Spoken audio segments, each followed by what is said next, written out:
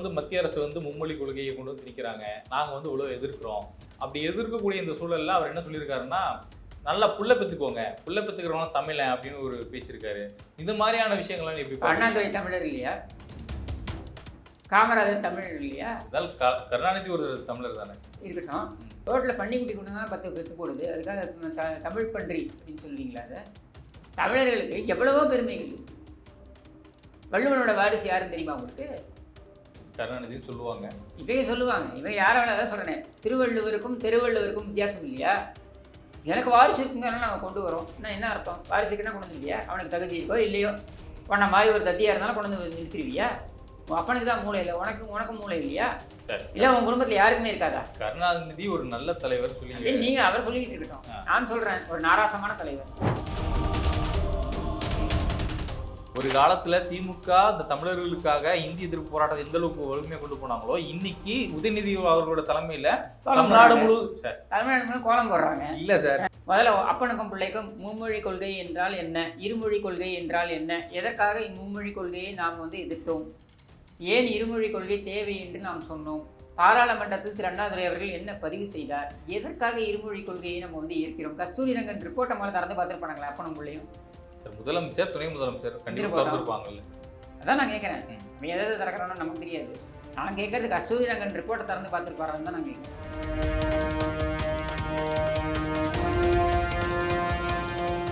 இடமலம் நேயர்களுக்கு வணக்கம். நான் உங்கள் பரத் பேசிட்டு இருக்கேன். சார் வணக்கம் சார். வணக்கம். இல்லை சார், தொடர்ந்து மத்திய அரசு வந்து மும்மொழி கொள்கையை கொண்டு வந்து திணிக்கிறாங்க. நாங்கள் வந்து இவ்வளோ எதிர்க்கிறோம்.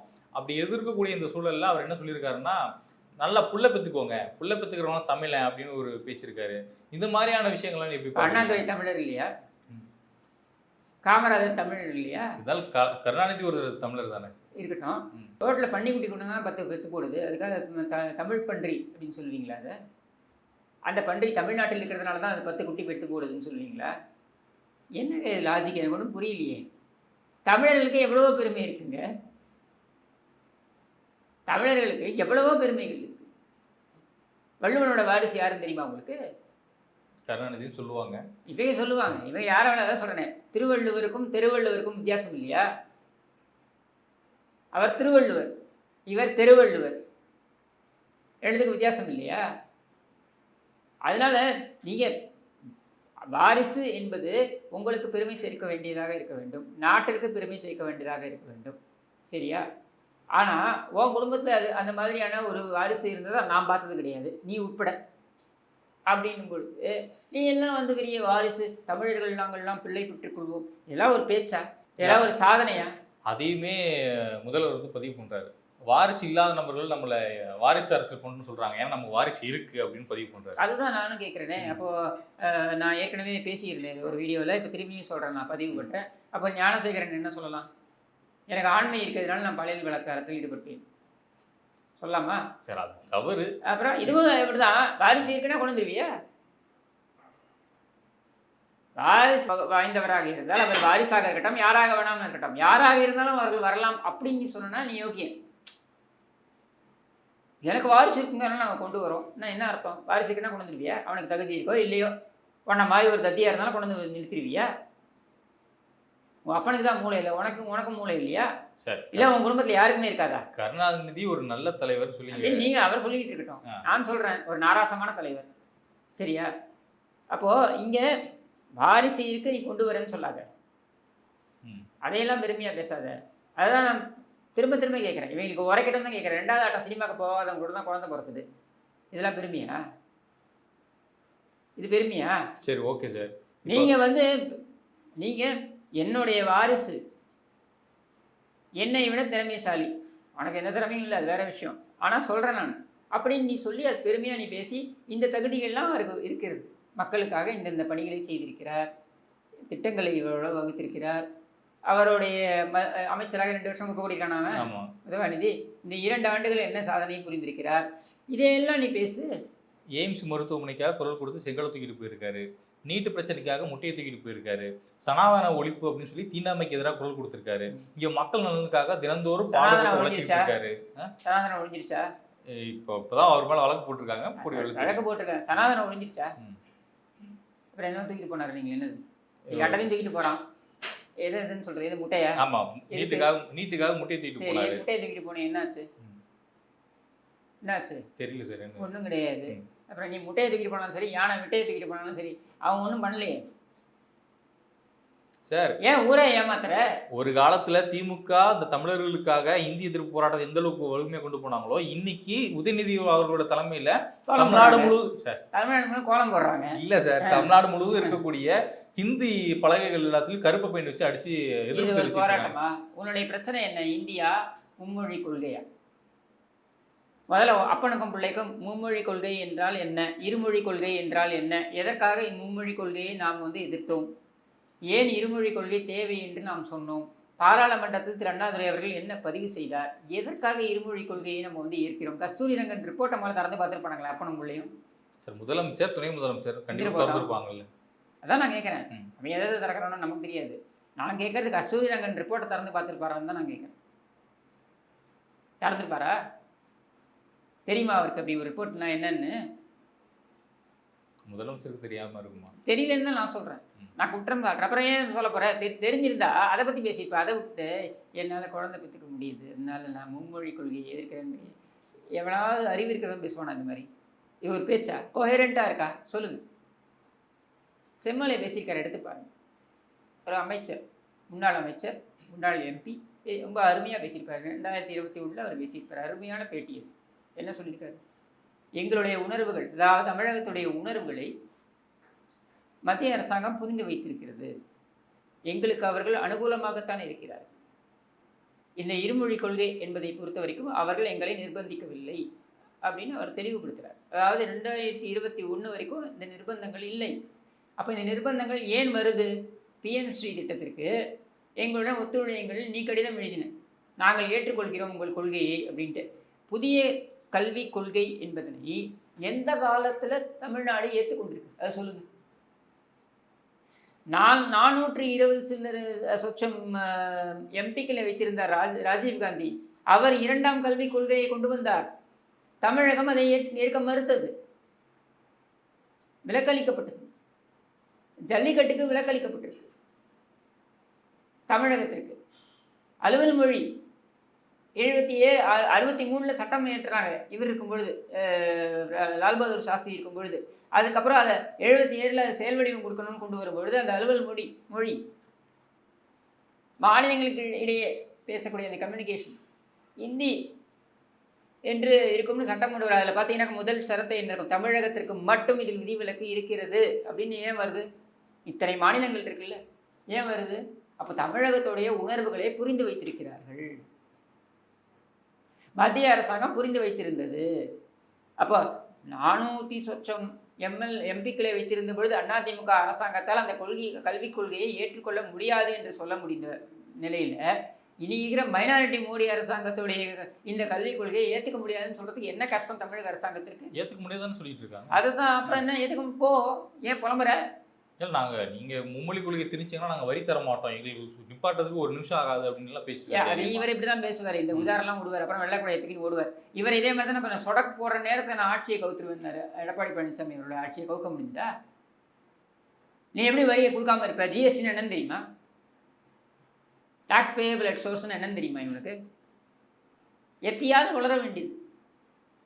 முதலமைச்சர் சார் எந்திரு போட்டான், அதுக்கு என்ன பண்ணுறது? அறிவு இல்லைன்னா முதலமைச்சருக்கு அறிவு இல்லைன்னு சொல்ல. மாண்புமிகு மூளை இல்லாத முதலமைச்சர், மாண்புமிகு கடைந்தெடுத்த தத்தி முதலமைச்சர். போருமா? சந்தோஷமா? நான் சந்தோஷப்படலை, பட் இருந்தாலும் முதலமைச்சருக்குன்னு ஒரு சில மரியாதை நம்ம நான் உடனே மாண்புமிகு மூளை இல்லாத முதலமைச்சர், மாண்புமிகு தத்தி முதலமைச்சர், கடைந்தெடுத்த தத்தி முதலமைச்சர். சரி, ஓகே சார். மாண்புமிகு முட்டாள் முதலமைச்சர். அடுத்தது சார் வார்த்தைகள் திருத்தம் சார். முட்டாள் முதலமைச்சர். மக்கள் அங்கீகரிக்கப்பட்டு மக்கள் அங்கீகரிப்பாங்க, மக்கள் எல்லாரையும் அங்கீகரிப்பாங்க. சரியா? மக்கள் அங்கீகரிக்கிறதுனாலேயே அவர்களுக்கு மூளை இருப்பதாகவும் அவர்களுக்கு அறிவு இருப்பதாகவும் நாம் ஏற்றுக்கொள்ள வேண்டிய அவசியம் கிடையாது. அவர்களுடைய செயல்பாடு, அவர்களுடைய பேச்சுக்கள், இதை வைத்து தான் நம்ம முடிவெடுக்க முடியும். அப்படி பார்க்கும்பொழுது இவருக்கு மூளை இல்லை. சார் தமிழ்நாடு முழுவதும் மக்கள் நலனுக்காக முதல்வர் மருந்தகம் சொல்லி ஒரு விஷயத்தை கொண்டு வந்திருக்காரு. கிட்டத்தட்ட 1000 மருந்தகங்கள் அவங்க திறந்து வச்சிருக்கோம் அப்படின்னு சொல்லியிருக்காங்க. இதை எப்படி பார்க்குறீங்க? இது ஏற்கனவே திரு எடப்பாடி பழனிசாமி அவர்களுடைய ஆட்சி காலத்தில் திறக்கப்பட்டது தானே. அம்மா மருந்தகம் அப்படின்றது அப்போவே இருந்து செயல்பட்டு வந்தது தானே. கிட்டத்தட்ட 1800 மருந்தகங்கள் இருந்தன. அதையெல்லாம் இவர்கள் மூடினார்கள். மூடிவிட்டு அங்கே இருந்த அந்த மருத்துவ பணியாளர்கள் இவங்கெல்லாம் வந்து கோவிட் டைமில் பார்த்தீங்கன்னாக்கா முன்கள பணியாளர்களாக இருந்தார். இவர்களை எல்லாம் வந்து வெளியேற்றினார்கள். அப்போவே இந்த கோரிக்கை வைக்கப்பட்டது. ஏன்னா மருந்தகத்தை மூடாதீர்கள், உங்களுக்கு என்ன அம்மாவுடைய பேரை வைக்கக்கூடாதுன்னு நினைக்கிறீங்களா, அது வேற பேரை வைங்க, உங்கள் அப்பா பேரை வையி, ஆனால் அந்த திட்டத்தை முடக்காதீர்கள் அப்படின்ட்டு. அந்த திட்டம் மட்டும் கிடையாது, அம்மா குடிநீர் என்று இருந்தது.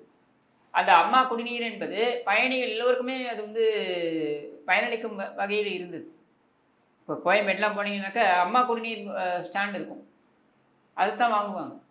அதை கிடப்பில் போட்டாச்சு. அம்மா உப்பு என்று கொடுத்து கொண்டிருந்தார்கள், குறைந்த விலையில் தரமான உப்பு, அதையும் கிடப்பில் போட்டாச்சு. இப்படி அவங்க கொண்டு வந்த அத்தனை திட்டங்களையும் நீங்கள் வந்து மழுங்கடிச்சிட்டீங்க. அம்மா சிமெண்ட், இன்னைக்கு தமிழ்நாடு சிமெண்ட்டுங்கிற பெயரில் நீங்கள் வந்து அந்த விலையை பன்மடங்கு ஏற்றி இருக்கீங்க, அதையும் கொடுக்கறதில்ல அப்படின்ற ஒரு குற்றச்சாட்டு எழுந்திருக்கு. அப்போ கேள்வி மக்கள் மத்தியிலே என்ன எழுது, நீங்கள் அவங்க ஏற்கனவே வடிவத்தில் வைத்திருந்த திட்டங்களை எல்லாம் நீங்கள் கிடப்பில் போட்டுவிட்டு அம்மா உணவத்தை நாசம் பண்ணி வச்சுருக்கீங்க. இப்படி எல்லாவற்றையும் நாசம் செய்து வைத்துவிட்டு 4ஆம் ஆண்டில் வந்து நானும் தரேன் அப்படின்னு இந்த அம்மா மருந்தகம் அப்படின்றத திருப்பி கொண்டு வரேன்றது ஏன் நீங்கள் பண்ணுறீங்கன்னா, மக்கள் மத்தியில் ஒரு எதிர்ப்பு கிளம்பி இருக்கு. நல்லா இருந்த மருந்தகத்தை எல்லாம் மூடிவிட்டாங்க இந்த படுபாவி அப்படின்னு மக்கள் புலம்புறாங்க. அப்படி மக்கள் புலம்பும் போது வேறு வழி இல்லாமல் இது எலெக்ஷனுக்கு ஒரு ஒரு ஒரு 10 மாதங்கள் இருக்கின்ற நிலையில் இதை திரும்பி நீங்கள் கொண்டு வரீங்க. இது என்ன செயல்பாட்டில் இருக்க போகுது? நீங்கள் அரசு மருத்துவமனைகளில் பார்த்தீங்கன்னாக்கா மருந்துகள் சரியாக வழங்கப்படுவதில்லை அப்படின்ற குற்றச்சாட்டே இருக்குது. அரசு மருத்துவமனைகளில் மருத்துவர்களுடைய பணியிடங்கள் நிரப்பப்படவில்லை அப்படின்ற அந்த குற்றச்சாட்டம் இருக்குது. இதற்கெல்லாம் மாசு சார், சுகாதாரத்துறை அமைச்சர் எதுவும் பதில் சொன்ன மாதிரி தெரியல. இப்போ இதுக்கு கண் துடைப்பாக இந்த மருந்தகம் அப்படின்னு ஒரு நாடகத்தை தான் நீங்கள் ஆடுறீங்க. வேற என்னன்னு எடுத்துக்கிறது? இல்லை சார், பொதுவாகவே திமுக ஆட்சிக்கு வந்ததுன்னா அதிமுகவோட திட்டங்களை புறக்கணிப்பாங்க, அதிமுக ஆட்சிக்கு வந்தால் திமுகவோட திட்டங்களை புறக்கணிப்பாங்க. இது காலகாலமாக இருக்கிறது தான். ஏன் நம்ம கலைஞர் கருணாநிதி அவர்கள் வந்து ஒரு சட்டமன்றத்தை ரெடி பண்ணுறாரு, அந்த பில்டிங் அம்மா வந்ததுக்கப்புறம் ஹாஸ்பிட்டலாக மாற்றினாங்கல்ல. அப்புறம் இல்லை, நீங்கள் திமுகவுடைய திட்டங்களை அதிமுக எந்த திட்டங்களை கைவிட்டது அப்படின்றத நீங்கள் எடுத்து பார்க்கணும். திமுக கொண்டு வந்த திட்டங்கள் என்னென்ன அப்படின்றத பாருங்கள். இப்போ சமத்துவபுரம் என்று சொன்னார்கள், சமத்துவபுரம் என்று சொல்லி அங்கும் தீண்டாமை இருந்தது அப்படின்றது பரவலான குற்றச்சாட்டாக கொண்டு வந்தாங்க. கலர் டிவி, அது ஒரு குடும்பம் பிழைப்பதற்காக, கருணாநிதி குடும்பம் பிழைப்பதற்காக இவர்கள் கலர் டிவியை வழங்கினார்கள். அதுக்கு மாற்றி அம்மா வந்து லேப்டாப் கொடுத்தாங்க, இது மாணவ செல்வங்களுக்கு பயனளிக்கும் விதமாக இருக்கும் அப்படின்னு சொல்லிட்டு, அதனால் அதை கொடுத்தாங்க. சரியா? இப்போ கலர் டிவியா லேப்டாப்பானா, லேப்டாப் தான் உங்களுக்கு பயனளிக்கக்கூடியதாக இருக்கும். கலர் டிவி என்ன, சீரியல் பார்த்துக்கிட்டு இருக்கலாம் உட்காந்து முழு நேரமும். யாருக்கு கப்பம் கட்டுறதுக்கு, சுமங்கலி கேபிளுக்கு கப்பம் கட்டுறதுக்கு நீங்கள் சீரியல் பார்த்துட்டு உட்காந்துருக்கலாம். ஆனால் லேப்டாப் என்பதை கொண்டு வந்தார்கள். இப்போ கலர் டிவியை அம்மா கொண்டு வந்தாங்க. எப்போ கொண்டு வந்தாங்கன்னா, கிராமந்தோறும் கலர் டிவி கொண்டு வந்தாங்க. அது ஏன் அப்படின்னா, அப்பொழுதெல்லாம் மக்கள் வந்து இப்போ டிவி பார்க்கணுன்னா பக்கத்து வீட்டில் போய் நின்று கெஞ்சணும். தெருவில் ஒருத்தர் வீட்டில் மட்டும் டிவி இருக்கும், எல்லாரும் போய் அங்கே போய் பார்க்கணும். இந்த மாதிரிலாம் இருந்தது. இப்போ அரசோடைய திட்டங்களை மக்களிடம் கொண்டு போய் சேர்ப்பதற்கும் ஊருக்கு ஒரு டிவி அப்படின்றது இருப்பது அப்படின்றது ஊர் மக்கள் மொத்தமாக உட்காந்து பார்க்க முடியும் அப்படின்றதுக்காக கொண்டு வந்ததுன்றது ஒரு பொதுநலனுடன் கொண்டு வந்தது. அதுக்கப்புறம் டிவி இல்லாத வீடே கிடையாதுன்னு ஆயிடுச்சு. டிவி இல்லாத வீடே கிடையாதுன்னு ஆனதுக்கப்புறம் நீ குழந்தை டிவியை கலர் டிவியை கொடுத்து என்ன சாதிச்சிட்டிங்க? இதற்கு சப்பை கட்டினார்கள் திமுகவினர். என்ன தெரியுமா, பெண்களை வந்து எம்பவர் பண்ணுதான். எப்படி எம்பவர் பண்ணும்? சீரியலில் மருமகள் மாமியார் சண்டை போடுறதை பார்த்துக்கிட்டு கள்ள உறவுகள் இருப்பது அப்படின்றது குறித்து நடக்கின்ற ஒரு சீரியலே இதான் நடந்துகிட்டு இருக்கு. இல்லை, காலையிலேருந்து ஈவினிங் நைட்டு வரைக்கும் இதான் ஓடிக்கிட்டு இருக்கு. இதை பார்க்கறதுக்கு இங்கே நீங்கள் ஒரு கலர் டிவியை கொடுத்து விட்டேன், அதிலும் ஊழல்னு வச்சுக்கோங்க அப்படின்னு இவங்க வந்து அதை ஜம்பம் அடித்தார்கள். ஆனால் மாறாக இவங்க என்ன கொடுத்தாங்க? உண்மையான விமன் எம்பவர்மெண்ட் என்ன? மிக்சி கிரைண்டர் இதை கொடுத்தாங்க. என்னுடைய ஒரு உறவினர் வந்து வெளிநாட்டிலேருந்து வந்திருந்தவர் வந்து ரொம்ப நக்கலாக கிண்டலாக சொன்னார், என்ன எல்லாத்தையும் ஃப்ரீயாக கொடுக்குறாங்க இவங்க அப்படின்ட்டு. நான் சொன்னேன், நீங்கள் புரிஞ்சிக்கல, பெண்களுக்கு அந்த மிக்சி கிரைண்டர் என்பது எந்த அளவுக்கு பயனளிக்கக்கூடிய விஷயமாக இருக்கும் என்றால், அவர்கள் சமையல் அறையில் அந்த கழிக்கக்கூடிய அந்த நேரம் இருக்குல்ல, அது வெகுவாக குறையுது. அப்போ உண்மையிலேயே அவர்களுக்கு பயனளிக்கக்கூடிய ஒரு விஷயமா அது பார்க்கப்பட்டது. மிக்சி, கிரைண்டர், அப்புறம் கறவை மாடுகள், இலவச ஆடு மாடுகள் எல்லாம் நீங்கள் இங்கே கொடுத்துக்கிட்டு இருக்காங்க. இப்போ எத்தனை பெண்கள் வந்து அவங்க எம்பவர் ஆனாங்க இதனால். ஒரு கிராமப்புறத்தில் இந்த ஆடு மாடுகள் இலவசமாக வழங்கப்பட்டது. இதை எத்தனை பேருக்கு அது வாழ்வாதாரத்தை மேம்படுத்தியது. பொருளாதார ரீதியாக அவர்கள் வந்து யாரையும் நம்பி இருக்க வேண்டிய அவசியம் இல்லை என்ற அளவுக்கு அது கொண்டு போனாங்கல்ல. அது மாதிரி ஒரு திட்டத்தை இவங்க கொண்டு வந்தாங்கன்னு சொல்லுவோம். இது மகளிர் இலவச பேருந்து, மகளிருக்கு உரிமை தொகை. அந்த இலவச பேருந்து எல்லாரும் காரி துப்புறாங்க. ஏன்னா எல்லாரையும் அசிங்கப்படுத்துறீங்க, அவமானப்படுத்துறீங்க. அதாவது அம்மா உணவகம் கொண்டு வந்தாங்க. இந்த அம்மா உணவகத்தில் வந்து முதல் நாள் நான் போய் சாப்பிட போன பொழுது அங்கே பார்த்தீங்கன்னா தலைக்கவசம்லாம் அணிந்துக்கிட்டு அந்த பெண்கள் எல்லாம் ரொம்ப சாதாரண ஒரு பின்னணி. எப்பவுமே உணவளித்தல், விருந்தோம்பல் இதெல்லாம் தமிழர்களுடைய பண்பாடு. அதுவும் பெண்களுக்கு வந்து பார்த்தீங்கன்னாக்கா அதை கொடுக்குறதுன்றது வந்து ஒரு தாய்மை பண்பை வந்து அவங்களுக்கு வந்து அது மிகப்பெரிய ஒரு மகிழ்ச்சி கொடுக்கக்கூடிய விஷயம். அப்படின்னும் பொழுது அந்த அம்மா உணவகத்தில் அவங்களாம் எம்பவர்டாக ஃபீல் பண்ணாங்க. அதுதான் எம்பவர்மெண்ட். நான் நடத்துகிறேன், இந்த ஹோட்டலில் நான் நடத்துகிறேன், ஒரு ஹோட்டலே நான் நடத்துகிறேன் அப்படின்ற ஒரு எம்பவர்மெண்ட் வருது இல்லை. காய்கறியெல்லாம் இங்கே ப்ரொக்யூர்மெண்ட் கொண்டு வந்து கார்பரேஷன்லாம் வருதுன்னா தரம் பார்த்து எடுத்து வைத்து அதையெல்லாம் வந்து கரெக்டாக அந்த உணவு பரிமாறத்துக்கு முன்னாடி தயார் பண்ணுறதுக்கு முன்னாடி எல்லாத்தையும் நறுக்கி வச்சு இதையெல்லாம் ரெடி பண்ணி அவங்க வராங்கன்னா நேரத்துக்கு சுட கொடுத்து இது வந்து எவ்வளோ பெரிய ஒரு சந்தோஷம் அவங்களுக்கு கொடுத்துச்சு. அவங்களோட இடமா அவங்க ஃபீல் பண்ணாங்க, அவங்களோட சொந்த ஹோட்டலாக அவங்க ஃபீல் பண்ணாங்க. அவங்க பணி செய்கிறதா ஃபீல் பண்ணல. அதனால தான் அவங்க கண்ணீர் வடித்தார். நாங்கள் இப்படி நாள் எவ்வளோ பேருக்கு சாப்பாடு போட்டோமே, எவ்வளோ பேருக்கு பசியால் வந்து எத்தனையோ பேருக்கு சோறு போட்டோமே, அது இன்றைக்கி நாசமாக போயிருக்கு அப்படின்னு சொல்லிட்டு அவங்க ஃபீல் பண்ணாங்க. அந்த மாதிரி நீங்கள் கொண்டு வந்த ஏதாவது ஒரு திட்டத்தை சொல்லுங்கள். பஸ்ஸில் கூடி குறுகி போகிறாங்க பெண்கள், அவ்வளோ மோசமாக பேசுகிறாங்க. இப்போ சமீபத்தில் ஒரு தகராறு நடந்து ஒரு 4-5 சிறுவர்களை வந்து தேடிக்கிட்டு இருக்கேன்னு சொன்னாங்க. அந்த சிறுவர்கள் என்ன சொல்கிறாங்க பார்த்தீங்களா? அந்த வீடியோ பார்த்துருப்பீங்கன்னு நினைக்கிறேன். ஓசியில் தானே வேற நின்றுட்டு வா, நாங்கள் உட்காடுறோம் அப்படின்னு அந்த பையன் சொல்கிறான். அப்படின்னா அந்த பையனுடைய மனசில் அந்த ஓசி என்பது எந்த அளவுக்கு அது வந்து இறங்கி இருக்கு பாருங்க. ஒரு அமைச்சரே பேசுனதுனால தானே, ஒரு அமைச்சரே பேசும்பொழுது அவன் அந்த மனதில் ரெஜிஸ்டர் ஆகுது. அப்போ இவங்க ஓசியில் தான் வராங்க. அதாவது விலையில்லா அப்படின்னு கொடுக்கப்பட்டதை இலவசங்கள் என்று சொல்லக்கூடாதுன்னு சொல்லி இதை விலையில்லான்னு கொடுத்ததை நீங்கள் எந்த அளவுக்கு கொண்டு வந்து நிறுத்திருக்கீங்கன்னா இளைஞர்கள் மத்தியில் இது ஓசி அப்படின்னு கொண்டு வந்து அது எவ்வளோ ஒரு மனது பாதிக்கக்கூடிய ஒரு விஷயம். அது கூணிக்கு உருகி போகிறார்கள் அந்த பெண்கள். குடும்பம் தான் ஓசியில் இந்த தமிழ்நாட்டை சுரண்டி பிழைத்து கொண்டிருக்கிறது. ஆனால் முதலமைச்சர் சொல்றாரு, மக்களுக்காக செலவு பண்ணுறதுக்கு நான் எந்த அளவுக்கும் துணிஞ்சு போவேன். மத்திய அரசு உன் பாக்கெட்ல தான் செலவு பண்ணுறேன், உன் பாக்கெட்ல தான் செலவு பண்ணுறேன். மத்திய அரசாங்கத்திலேருந்து கொடுக்காம நிறுத்தினீங்களே. இந்த திட்டங்களை எல்லாம் 2011 செல்வி ஜெயலலிதா அவர்கள் கொண்டு வந்த பொழுது மத்திய அரசாங்கத்திலே வர வேண்டிய திட்டங்கள் அனைத்தும், நிதி உதவி அனைத்தும் நிறுத்தப்பட்டது. இவர்கள் மத்தியில் ஆட்சியில் பங்கில் இருந்தார்கள். அப்போது கொடுக்காமல் நிறுத்தினாங்க. அப்போவும் அதை நிறைவேற்றினாங்க செல்வி ஜெயலலிதா அவர்கள்.